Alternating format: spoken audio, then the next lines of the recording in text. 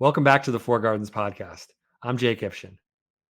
On this show, we explore how to cultivate a balanced, joyful life. For season 2, we'll be focused on health, which is the first garden of the Four Gardens approach. Today, Umair Ahsan is joining me.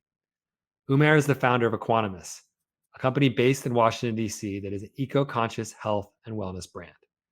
In addition to beautiful and sustainably designed wellness products, Aquanimous provides wellness education and supports organizations in arts and environment. I love the eco-friendly cork massage balls and mats that Equanimous produces, and I use the massage balls every day. Umair has been a friend for the last 5 years that I met through the conscious dance community.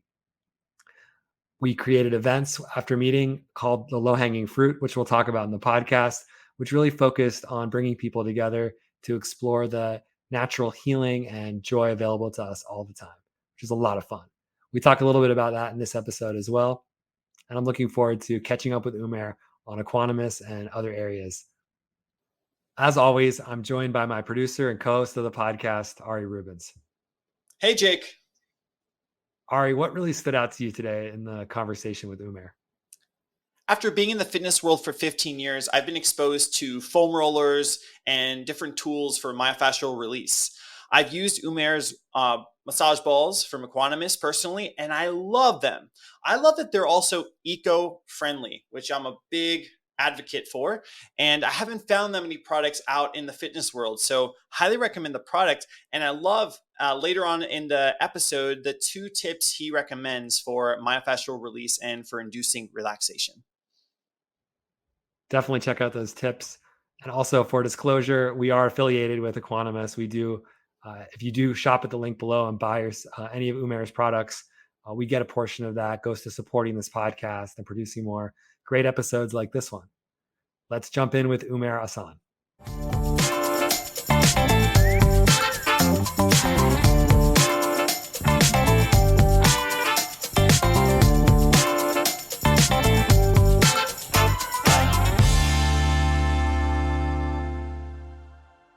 Umair, welcome to the podcast. Great. Thanks for having me, Jake. How's it going today? It's going well. How are you? Glad to be alive. Glad to be alive. I want to start with a little reflection on a principle that's we've created around an idea that's I see in your work and I feel like connects to the Four Gardens, which is around the idea that we have medicine in our bodies that's free. We have healing in our bodies that's accessible in each other by coming together in community. Just this idea that there's practices and things that are cheap or even usually free that we can do to be healthy and alive and heal ourselves. So I'd love to hear a little bit from you about how you relate to that, how you think about that. Yeah, thanks for that question. So yeah, I think this idea really crystallized in through this community that we were co-founding and collaborating on, called the low-hanging fruit. And it's just something so dear to me, this idea that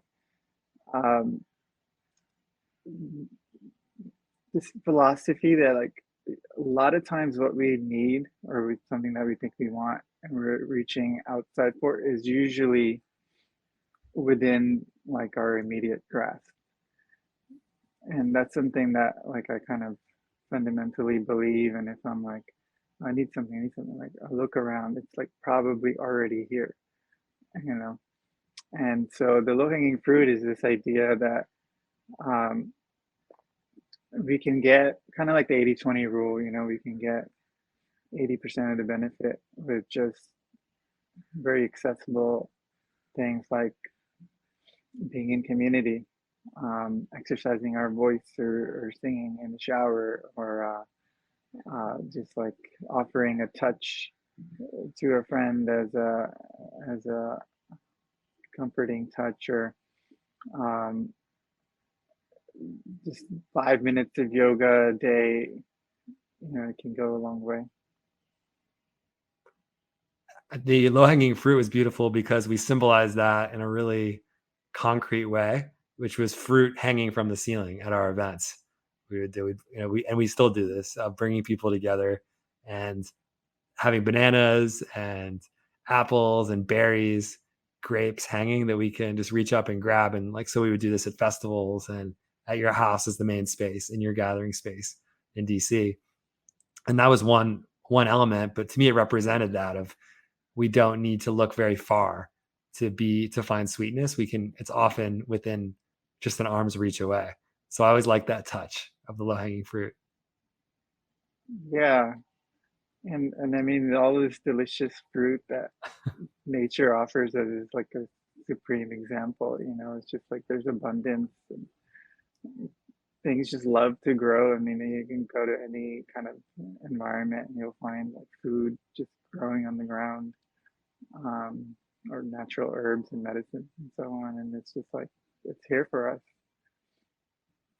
There's that foraging symbolism too that connects with the engaged ecology stuff I do, the work I do with gardening and food, and then also that the lessons that we would teach. So, like there was always an educational as well as fun, playful thing going on at low hanging fruit where we would teach something. And one of the things I always appreciated you teaching about was things like the the products you do with Aquanimous, how to use them, but also like self massage. You don't even need the product to start. I love the products, but self massage is an example of that we can give ourselves healing touch, which is like always available. If you can uh, to anybody to be able to give some self massage to themselves to find relaxation in their breath was another technique I would teach too. Would be breath work.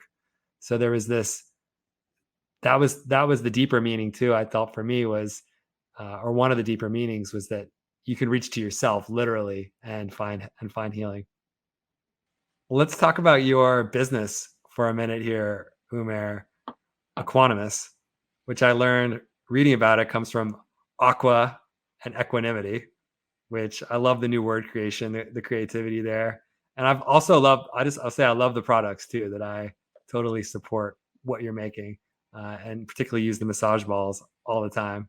But tell us a little bit about this business, where it came from, how you thought of it. Mm, yeah. Yeah, so Equanimous is something really near to me.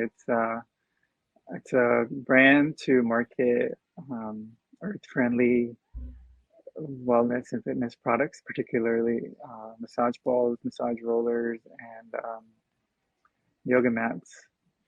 And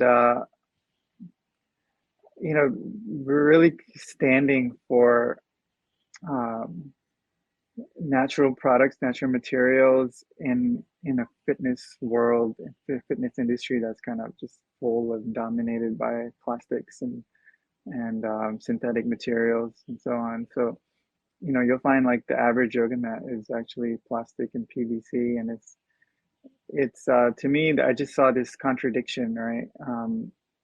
As I was going deeper into the wellness world a few years ago, to me, it was this very apparent contradiction um, and this gap in like self care, but without really awareness for the planet and for the world around, right? And so the idea of Equanimous is kind of this bridge between self care and planetary care about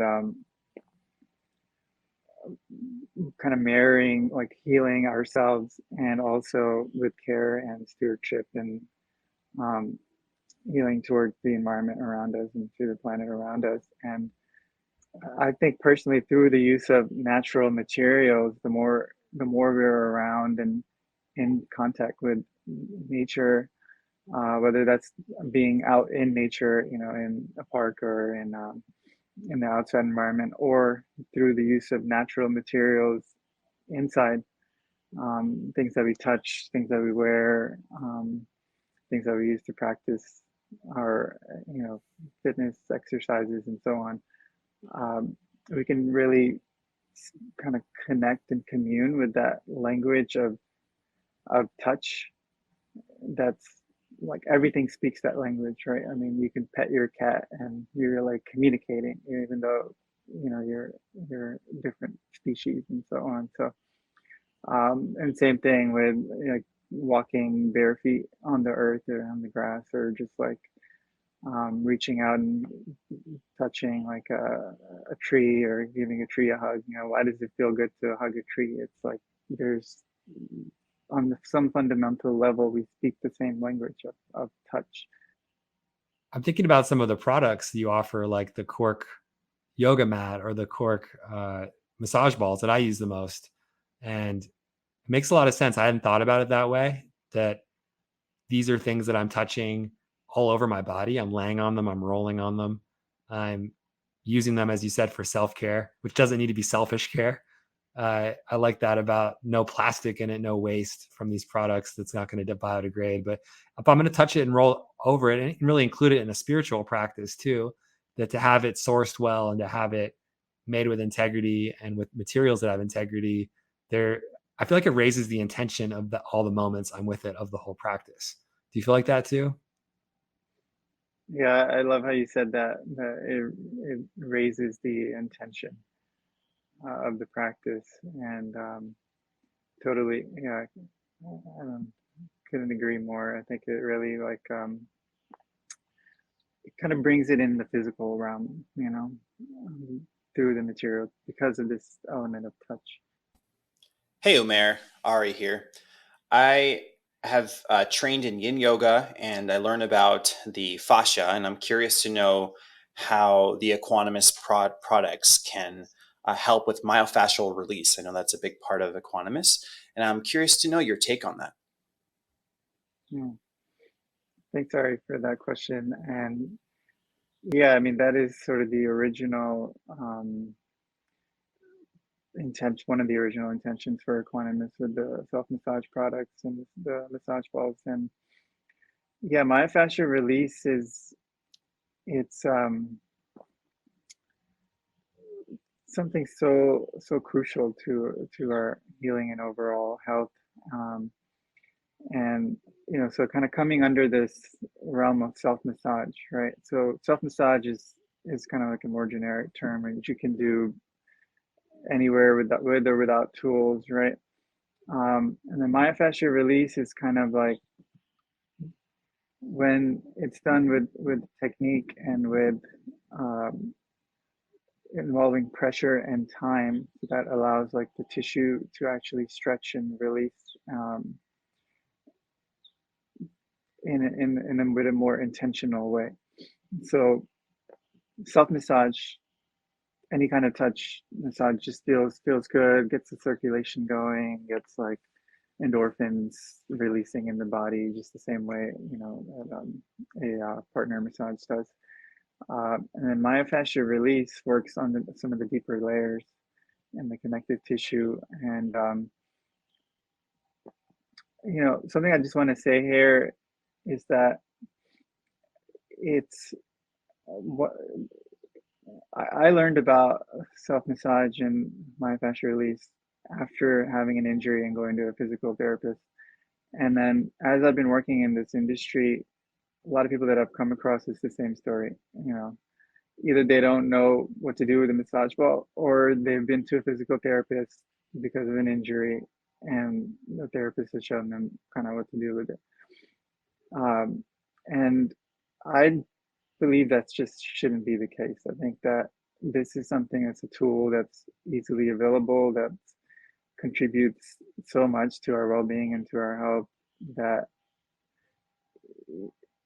it's not like it doesn't need to be a secret, right? So that's kind of the intention of the Aquanimous, is to kind of make that bit more mainstream, make that more incorporated into our practices, into our yoga practice and other fitness practices.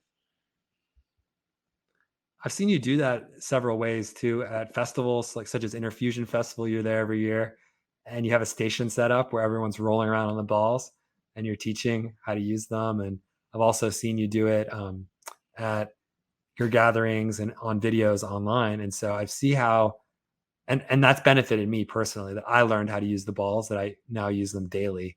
So I think that instruction is a really important part of what you're doing too, because who teaches you this stuff? Like, where are we supposed to? Even in the yoga studio, it's very rare that you can go and go to a class and learn these things. So do you have a vision for how to even bring more of that education into the world with Aquanimous?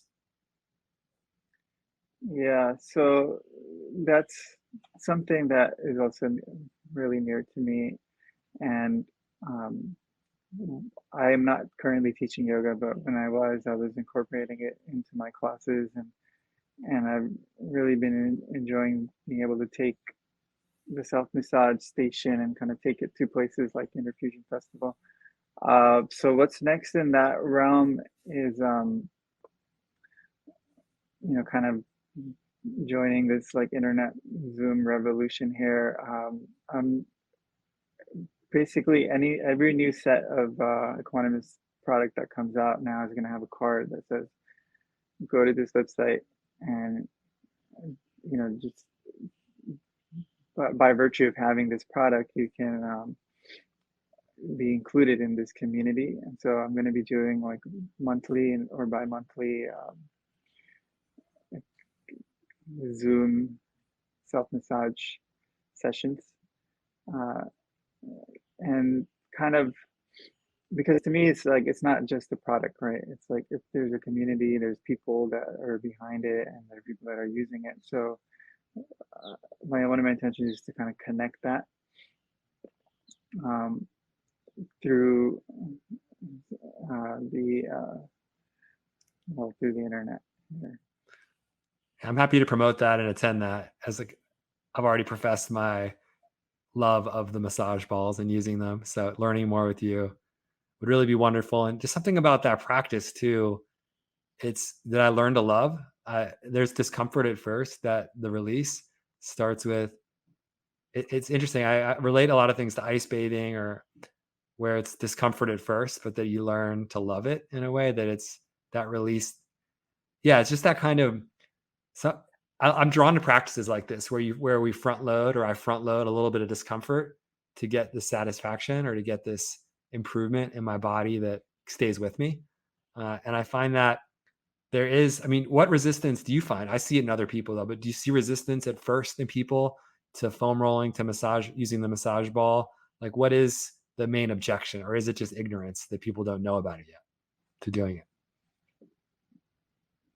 Um, well, some of it is something that I see is they just don't know what to do with it, and maybe they don't have like even just a few beginning steps to then get started, because once you start rolling on it, it's just like the body just kind of knows, right? And you kind of It does feel it good. becomes a little more intuitive practice. So in my classes and workshops, I've noticed people come in and they have no idea what to do, and then usually kind of start easy, start on the feet and the legs, and then by the time you get to like the back and the shoulders, it's hard to actually like keep with people, because they'll just kind of get into their own zone, and they really start to enjoy it and get into it, and then at that point it's actually, I feel like my job is done, right? So I sometimes don't even try and facilitate too much there. I just kind of let people get into it, and become their own facilitator in that way. So I think a big hurdle is just getting down and having that like first step, right? It's like jumping into the pool. Initially, it's like, oh, the water's cold, but then you love it, and you're just like a fish, right? Um, Definitely true. Yeah, it does seem like awareness, and creating that. Hearing you say creating that chance to play with it and to teach themselves is is a big part of it. And then I also find, I actually realize I am missing my Aquanimous massage ball community because I do the same 5 things with it over and over again, which I know I love. And actually, there are many more possibilities. I've realized that going to your events, and when the massage balls come out, because there are also partner activities you can do with it too. The peanut is my favorite shaped one, but you led some experimental 2-person sessions where I can see you kind of, I imagine you're improvising a little bit in the moment with your partner and sharing that with the group. So I think that's part of the fun of it too, is it's not just a solo practice as well. Yeah, definitely. It's multi-use. You can juggle with them. You can do partner massages, and um, yeah, to me, there's just this like really like little kid thing with a lot of ball. It's like we've all been there, and just like playing with the ball is the best thing in the world. And I think it kind of encapsulates that energy too, that energy of play. You have a great energy to you. I just feel like you're very, something I've admired about you is sort of the relaxed vibe you have and the presence you bring to how you show up. And I'm curious to hear a little bit about what you're doing each day to care for yourself and maintain that. Yeah, I appreciate that. It does vary for me, but this past year, um, I think what's been my anchor is like every morning. Well, for the last few years, every morning I get up and I have like as much water as I can. At least a couple of glasses to start the day, and then um, I've been just making it to the yoga mat, and some days it's like 30 minutes, and some days it's 30 seconds if it's like something like where I just need to run. But I find that consistency in having that practice, like when I put in the 30 minutes or an hour, if the next day, if I only do 30 seconds or a minute, it's like the body has this memory, and I'm able to kind of like almost reach the same benefit as if I did a full practice. So um, that's been crucial for me, and um, this whole world of yoga and meditation and so on, as I've gotten deeper into it uh, in the last, like, I guess I started the journey maybe like 10, 15 years ago, and especially in the last 5 years, it's been crucial for me to maintain my like composure and my like um, sanity, I guess. And sometimes in a world that's like going crazy. I like how you started with water and then went to equanimity in your answer. So it's very on brand. The answer to that question was aqua equanimity there. So thanks for that. And Yeah. let's talk though about this. I really resonate with what you're saying about 30 minutes a day on the mat for yoga. I'm in the middle of a 40-day commitment where I'm doing 30 minutes of yoga every day, as well as 30 minutes of meditation before that. And noticing huge benefits. I'm on day 22 of that commitment right now. And so really vibing with what you're saying about that practice and noticing for me, I made a stretch or a goal that I'm accountable to a teacher around that I made a commitment to do these 40 days. So accountability for me is I guess my tip to people, but also what for you gets you to your mat every day. Like what do you offer to others who are maybe looking for inspiration or strategies to build a practice like that? Yeah. So I'll share my story. So I've struggled with keeping like a regular practice. I've had the intention for years, and sometimes it's more regular than others. But I found a practice that works for me, and I do the same sequence every day, and it works, and I feel great, and a lot of like the aches and pains that I used to feel have gone, and um, so I'm grateful for that. And I think just the fact that it's the same practice, I don't need to think about it, like what I'm gonna do, or you know watch a video or anything like that. It's just I just do the same thing, um, and that like consistency is key. Um, Doing it at the same general time, whenever I'm awake in the morning, is been key, and Yeah, I guess I feel a little bit like an old man saying this, but I think like having like a routine is like really healthy for the body and kind of goes a long way. When you were describing your yoga practice before, you said it really helped with aches and pains in your body. I'm interested in hearing some examples of things you were feeling and how the practice has addressed them. Yeah, so basically, since I've been maybe like 14, I guess I had like a big growth spurt, and I kind of always experienced lower back like tension and like pain that would flare up, for a week or two at a time, and then kind of go away, and on and off, and um, that has sort of been um, a big part of my like healing and health journey, because I think it just made me more curious about my body and health. It's the reason that I first started kind of doing yoga and going to yoga studios and so on in my 20s. Um, it's the reason I like discovered self massage and the benefits of that, like visiting a physical therapist. So and I kind of maintain this philosophy too, that like these pain messages and aches that we feel in our body are sort of signals, right? They're kind of signals, and they're teachers to like explore and um, pay attention to, take them a little bit seriously, and follow through, right? So um,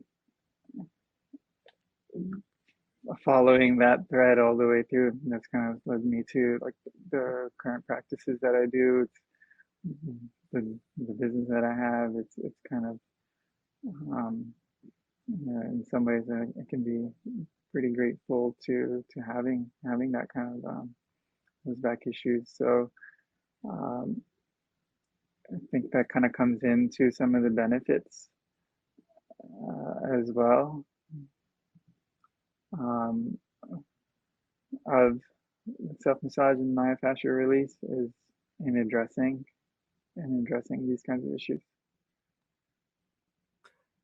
Your story is ringing very true for me, and we're on the third episode of the season right now. We're recording, and we I made the theme health, but it really could be what has your suffering taught you? Is the When we start talking about health, it seems like the biggest lessons are always related to our pain so far. At least me and the three guests I've had on have all been, and a lot of the upcoming guests too have found their health journey and their healing journey has been guided by often really extreme suffering. Or does it?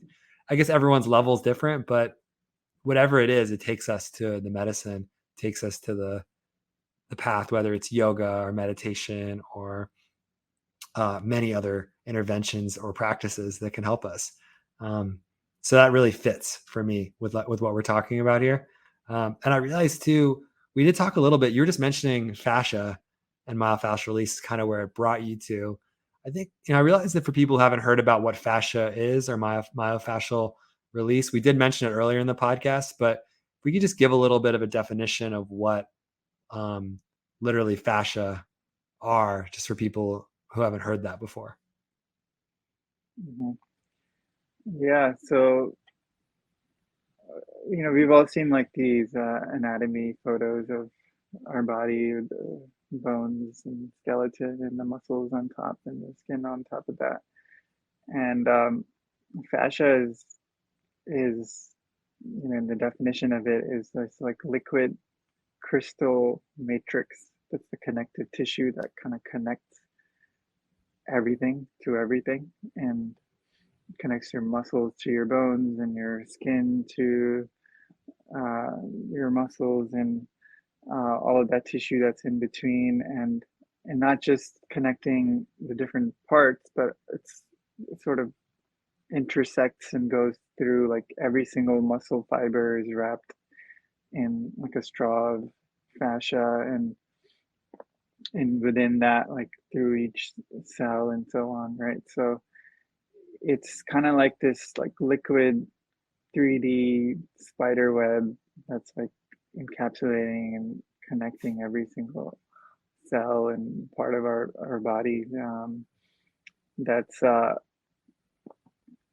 and so that's one, right? That's like the definition of it. But then you think about like the fact that we're alive, right? And there's blood pumping through our body like every second, and there's like waste products being moved around, and digestion and all the stuff that's happening. And all these things are kind of moving around, and nutrients are being exchanged, right? So that's all like the fascia is a big part of that too, like contributing to this like whole like I think of it as like this like inner ocean, right? There's like currents and waves um, and things being exchanged. So just like doing something simple as like reaching up with their arm or reaching across, like it's quite amazing how like everything like reorients and structures and so on, um, that contributes to our aliveness, right? Like because you know what, like if when you die, like a person, like your body becomes stiff, right? It becomes really stiff and rigid and hard, and that like suppleness, that like aliveness that we have in our fascia is like our life force. So, what are the problems then? And this is fascinating, by the way, but what is the challenge with the fascia that it would need to be released or treated in any way, or the massage? Where does massage come into this picture of um, like where do things go, I guess, south with the fascia and create need for treatment or Yeah. healing? So first I'll say that this is kind of an area that's still like growing and under study as far as like a science, and our understanding of it is we're kind of like coming up with models to try to describe something that's like a real living thing. So I just want to put that caveat there, but um, some issues that can come up kind of similarly to what I was saying about rigidity and um, stuff, stuckness. It's like adhesions, right? So the way the fascial system works is through repetitive and long held um, pressure and time. It'll sort of like transform, right? So if you're doing like a repetitive task, like let's say like every day, or sitting on a computer chair, and or you're kind of using one arm more than the other because you're, you know, like let's say you're using a mouse, or if you're um, at a cashier at a store and you're kind of standing and doing these repetitive motions, like it, the body kind of adapts to accommodate that, right? To make that motion or that posture easier, but at the expense of like, fluidity, mobility, flexibility. Um, might start to flare up with like aches and pains in some other parts of the body, because everything kind of pulls and tugs on itself, right, and through the fascia system. I would love to share a couple of like easy tips that you could try at home if you like. So this is kind of like a classic one, and there's a test. So first you can do a forward fold and, you know, just see how it feels. Maybe you can touch your toes, maybe just reach your ankles, your shins, and take a breath or two and just kind of notice the feeling on your back and your hamstrings. And then if you can find a tennis ball, or if you maybe you have a massage ball at home, just spend a minute or two to roll out your feet, and you can just do it really intuitively. The way I like to teach it is to take take 3 to 5 breaths in one spot. So find a spot on your feet, maybe like near the arch, and take 3 to 5 breaths. And here, the slow and steady pressure is key. And that's kind of what sets myofascial release apart as far as the technique goes from ordinary massage. Is to have that slow, steady pressure, which is just kind of what allows the fascia to adapt and release. And so take that on the feet, and then do that test again. Do the forward fold, and just notice and see how that feels. If there's an increase in your flexibility there, or just in the feeling, the sensations on your back and your hamstrings. So that's one tip. The second one is kind of a similar step, but applying it to the back of the neck there, the occiput area. It's where the skull and the head meet. Sorry, the skull and the neck meet. And laying on your back, this is a place where we can experience a lot of our stress and tension there. So just lay on your back and find 2 massage balls if you have, or a peanut-shaped ball, or 2 tennis balls, or honestly, you could just roll up a towel or anything that you can do, but maybe with a little bit of pressure. And spend about a minute to 2 minutes, like in one spot. And there you'll start to notice there's this like melting butter effect that happens. So this tissue back here is usually it's like kind of has this like little tough leathery quality to it, and it's quite apparent the sort of release that can happen with just a minute of that.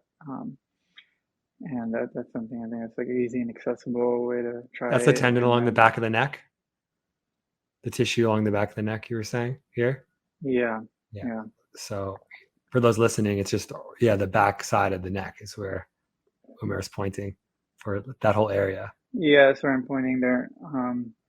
Just like, so those muscles there, they're like, from what I remember, it's like 40 times stronger. So like the glutes are like the largest muscles in our body, but like these neck muscles here kind of holding up the head are like 40 times stronger per like fiber. And so it can be a lot of tension that can like build up there. Was there more to that second tip? Or the second tip? No, this one here is like a kind of like a personal favorite, because it's that I think it sort of it's illustrated, right? It kind of really illustrates that like melting butter kind of effect that can happen over like time. And that, like you can't really reach the same kind of effect through like a kneading massage, or kind of like just rolling around on one for a bit. Like it requires like that slow, steady pressure, and that's kind of like the language of the fascia. And I just wanted to get that across. I'm going to give that a go. That one sounds great to me. Umair, thanks so much for coming on the podcast today. Love talking to you, and I want to make sure that people can find you and find your products. So we'll do some links in the description, but maybe you could also say now too how to find you and find Aquanimous. Yeah, it's been really great to chat as well, Jake. I appreciate you having me on here. And I love what you're doing. I love what you're doing with this, like, Four Gardens, the philosophy of it, and I support you with that. And I'd love to stay in touch with anybody that's like listening or watching this as well. Please reach out on like the social networks there. Equanimous, Aquanimous, and www.aquanimous.com, or you can just reach out to my personal account as well. And yeah, please follow, like, subscribe for Gardens as well as Equanimous there. Stay in touch with um, what we're doing on the self massage and environmental fronts as well, and love to collaborate as well. Right on. Definitely connect with Umair, making my job easy, plugging the four gardens for me here at the end. That always helps. Thanks for that. And I look forward to connecting with each of you as well and hearing about this episode. Any thoughts or comments, please leave them. Definitely drop a like and subscribe if you're listening to this as well. Really helps wherever you're watching it or listening. Thanks again, Umair, for joining us. My pleasure. Thanks again for listening to the podcast with Umair Ahsan. As always, I am joined by Ari Rubens, the producer of the show, to offer a health tip for you inspired by the episode. Ari, what do you got for us today? The health tip is on flexibility. Yin yoga has changed my life. I've taught it in yoga retreats in Cambodia. And while I didn't practice it per se for an extended period of time in my yoga journey, it has made a huge impact on my flexibility. Here are the tips to increase flexibility with yin yoga. You want to find a pose that targets a muscle you're tight in. For example, if your inner thighs are tight, find a wide-legged fold, for example. Now, the way to do yin yoga is you hold a pose sustainably at 70% of your capacity, not 100% where you're at your edge, 70%. Okay? A pose you can hold at 70% for an extended period of time, 3 to 5 minutes. My yoga teacher in India told me, hold a pose that you can hold for 20 minutes, but do it for 3. Okay? And finally, to build flexibility, you don't want your muscles to be warm or hot. So ideally earlier on in the day or in a cool room. You want to feel it and not fight it. Because if you fight and you're pulling on your muscles, you might injure yourself. So finally, the last tip is just chill, relax, get cool, nice and easy, hold a pose for 3 to 5 minutes, and you will build flexibility in a very sustainable way through your fascia and through the way your body's meant to be more flexible. So get flexible and enjoy the benefits of it. Right on. I think I'm gonna have to shoot for those 3, 4, 5 minute poses myself. That's a long time to hold a pose. How do you stay engaged with it for that long, Ari? I put on some good music. So put on some good music, or I do it with people. You can do partner stretches. There's ways to get fun and or listen to a podcast. As you can listen to this podcast and put on season 2, get into a fold, and also treat it as a meditation. So say you're meditating and with cross legs, you can choose, say, child's pose is a great yin posture just to get into the state. But if you're in your wide-legged fold, treat it as if you're in a meditation practice. So Yeah. yin yoga seems to be like, oh, yin, it's soft, it's easy. It's actually quite challenging, but I can speak from my experience, and I've seen it with my clients, is that if you're doing yin yoga, even for 1 month or a couple of times, it will have lasting benefits in the long run. So I am more flexible now because I took, say, a couple of months to really dedicate towards yin yoga. I'm not doing any yin yoga right now. What you really inspired me with this tip. And what my thought is that I'm gonna just start with one pose and set a timer. I'm gonna What start adding it into my routine, picking a pose, and I think it'll be a forward fold on the ground. I think I'm gonna do some like reaching for toes, holding with a band type stuff. So I'm gonna find one. I'm gonna experiment a little bit and find some yin poses. Some of the ones you suggested to me. And I think for me, what's accessible will be to start with one at the end of my or before my yoga practice. Yeah, if your yoga practice is more dynamic, I recommend doing it before. So Before, right? the idea is that you want to be cool. While you can stretch deeper when you're warm, That's you want right. to go cool. A cool, like you're a still pool. So yes, enjoy, and I look forward to hearing anyone's thoughts on this practice and this episode. This was an amazing episode. So with that, I'm in.